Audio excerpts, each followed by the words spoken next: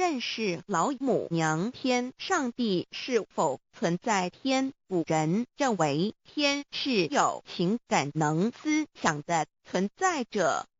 孔子说过，或罪于天，无所导也。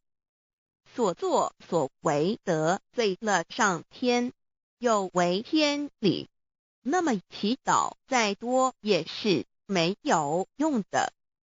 予所否者，天厌之。天厌之，做了违背良心的事情，上天就会唾弃我为乎？